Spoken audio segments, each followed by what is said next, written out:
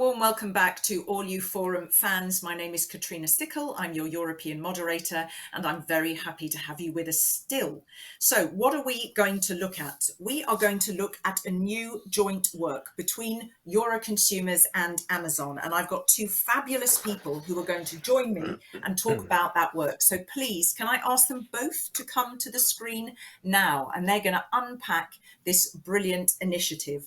Do we have them? There we have Jeremy Opera from Amazon, and I don't know if I've pronounced your name correctly, and the lovely Michele Cavuotti. So Michele, tell us, what do you do at Euroconsumers? I'm handing it over to you, and then I'm going to talk about this wonderful initiative.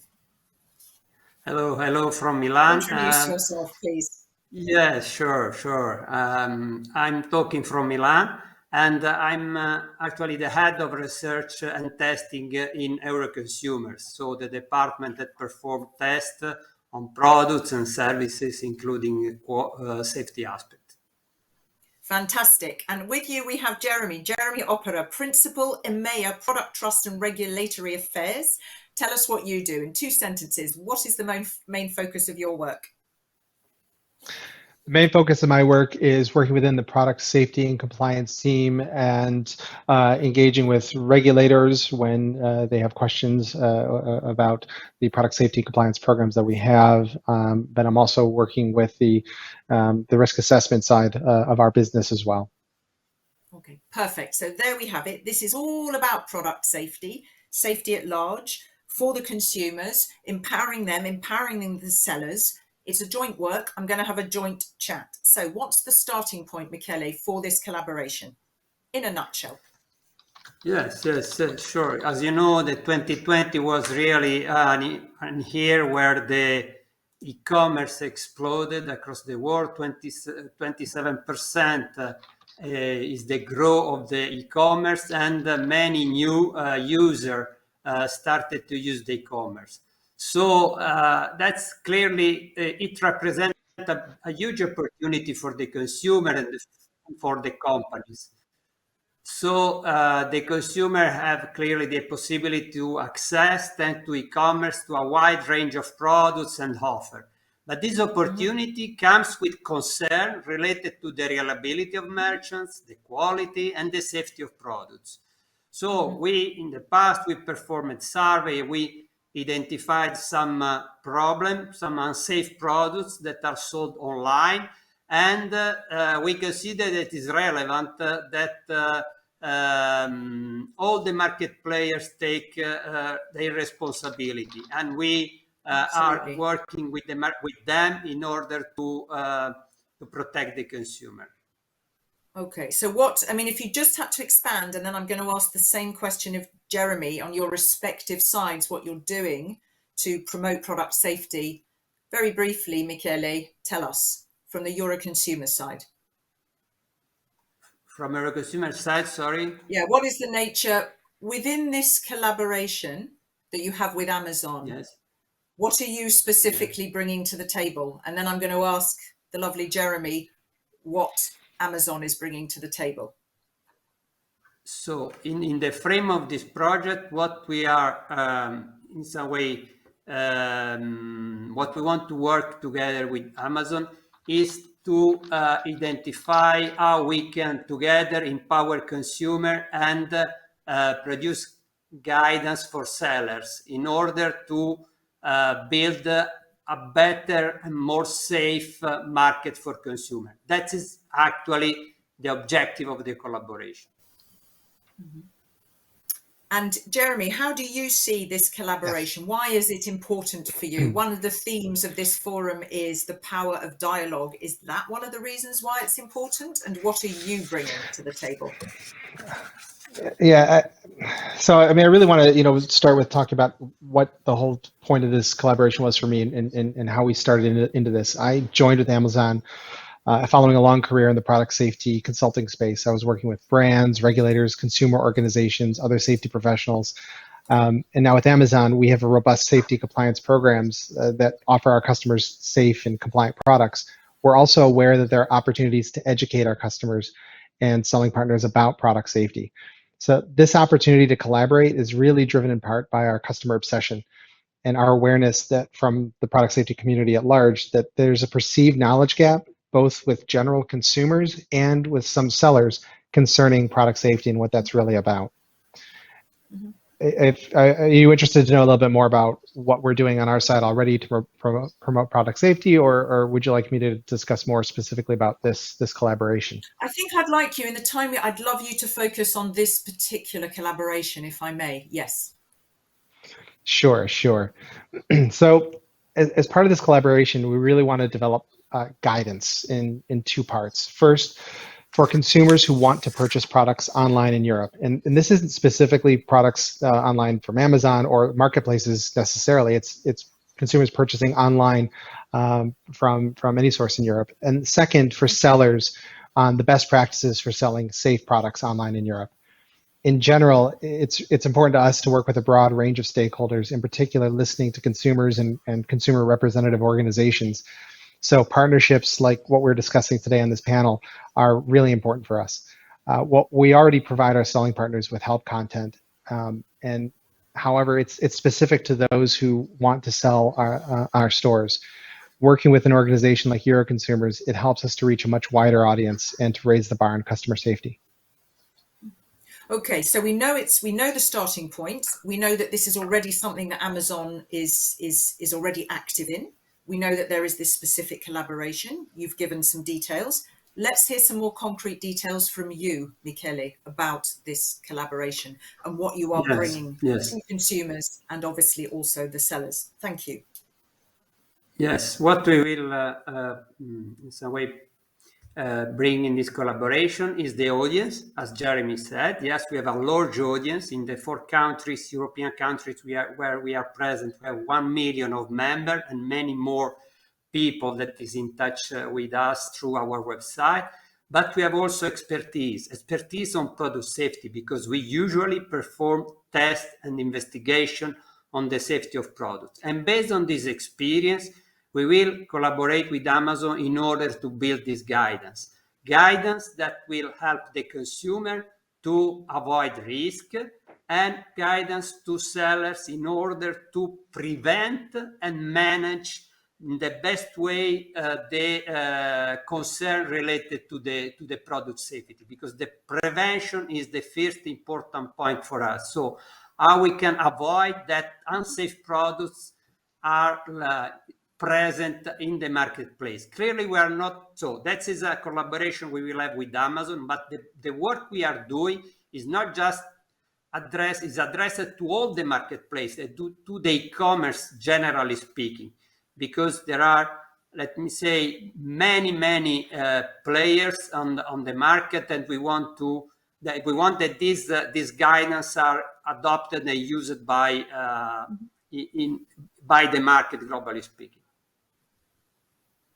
And how do you see, I mean, in each of you, the responsibility and the role, of course, of the consumer and the seller beautifully overlaps, but they do have very specific, do they not, roles and responsibilities. But it's a great dynamic, empowering and supporting them both. How do you see that, Jeremy? Well, what I want to talk about here is really the bigger challenge around understanding what product safety really means at a much broader level. I mean, there are, from the consumer organization perspective, they have some insight, and from our marketplace side, we have insight. But pulling from also my experience in the consulting space, understanding that there's this perceived knowledge gap that sellers into Europe, and also and even sellers based in Europe, as well as consumers within Europe, really have around some fundamental aspects of product safety. If we look at product recalls, for example, which is one area where we hope that this guidance will help. There's been a recent behavioral study that was published by the Commission, where on average only 42% of consumers even saw product recall information in the last 2 years. And of those that have seen something about a product recall, it's at least 37% of those consumers who are affected by the recall are not taking any remedial action at all. And in fact, it's very well known that recall awareness and compliance among consumers is very poor, with the OECD citing consumer reactions to product recalls remaining very low response rates as low as 3%. So at Amazon, we directly contact our customers and who purchased a product that if it was recalled. However, that doesn't help if there are recalled products that consumers own which were not purchased on our stores. So one of the intentions with this guidance is to aim to inform consumers and sellers how to learn more about product recalls. What does that mean in Europe? For example, what is SafetyGate? Another area where we think this guidance will help is it has to do with understanding information on products. In my former role, again, as a safety consultant, we found that age grading on products was one of the last things that a consumer considers before making a purchase. When they're looking to buy a product, they're going to look at the product price, the characteristics of a product. Is it the right color, or is it the right character? Is it what is the brand of the product? Further down this list come the warnings and other information around age grading. So there are opportunities to educate consumers what the 3+ age grading on a toy really means. It's not about how smart your child is, but really about the safety and the physical and cognitive development of a child. So it's going beyond explaining what a CE mark means, what symbols mean on products, and so forth. That's where we see this guidance and this collaboration helping. But also, I mean, as I understand it, and Michele, you can come in here, the guidance is important, obviously, to reiterate that when we talk product safety, it can differ depending on what the product is. Plus, a consumer has different concerns and knowledge about safety. So am I right in saying that this guidance is going to be treated in terms of particular products or particular product sectors at a time? Is that the intention, so that it's very robust and specific?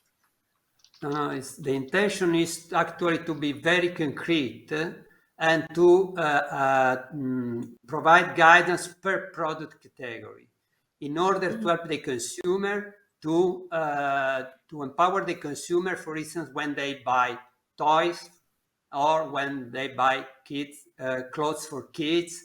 And we will provide this guidance with this approach, with a very specific approach. And for instance, when we talk about clothes for kids, we will alert them that, for instance, clothes with the long cord in the neck area can be dangerous for the kids. So we will give some specific indication about what to be aware before to buy a product, looking the picture, looking the characteristic of the product. So it will be a work, an activity that we will perform over the year, releasing gradually this guidance product per product. Okay. Can I, if I may, unless Jeremy, because we have 5.5 minutes left and I have a couple of other different questions, but let me allow you first. Is there anything that you haven't said about this specific collaboration, what you're bringing, what you're getting, or have I allowed you to air that?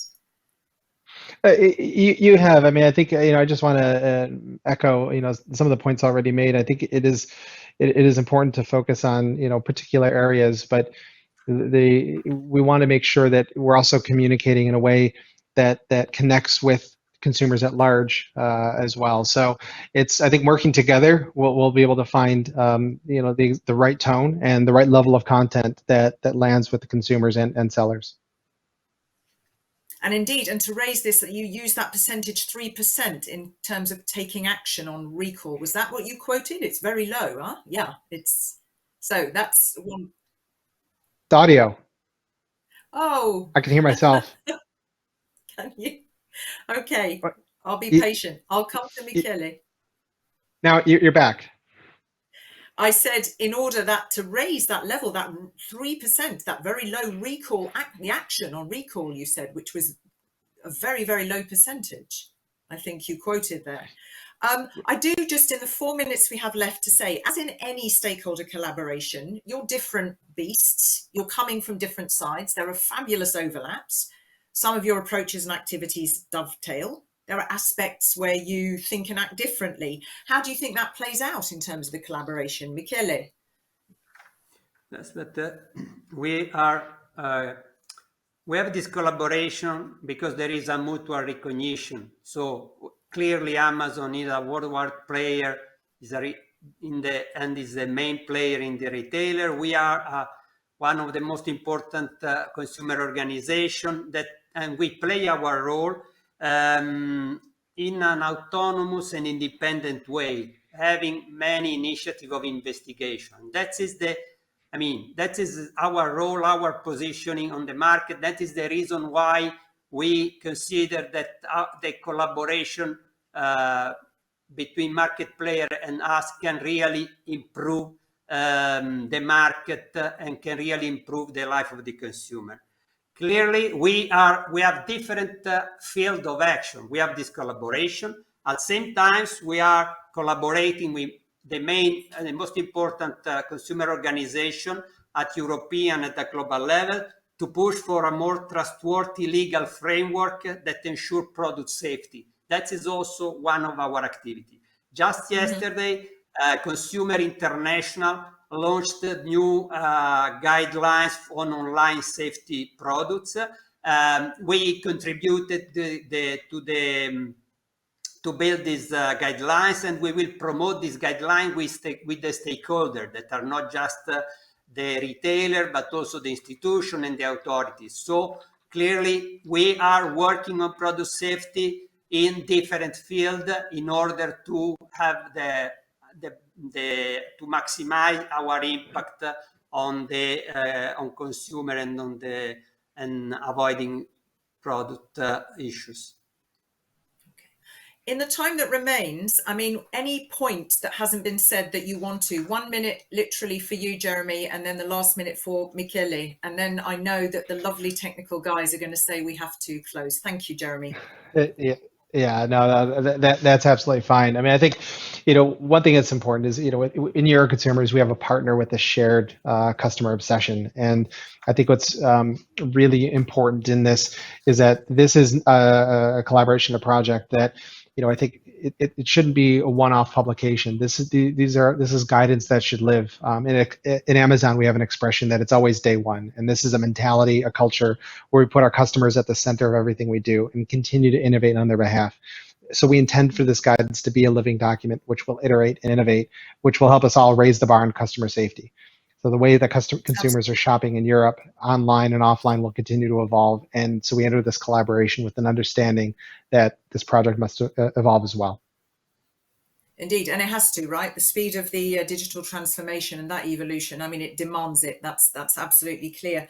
Thank you very much for that. I like that sense of dynamism that is absolutely critical. And I think I've heard you say more than once, customer obsession. Somebody's going to worry about you, Jeremy. No, that's me having a joke. I'm really jesting. Michele, last word to you, please. Just take a minute and then I'm going to close this session, and thank you both. The last word that I want to say is just to remind that we are always serving the consumer, and any times that a consumer have a problem can address our organization. We have digital tools for complaining. If there are problems related to products that are unsafe, we are there, we are present, and they can be in touch with us and we help them.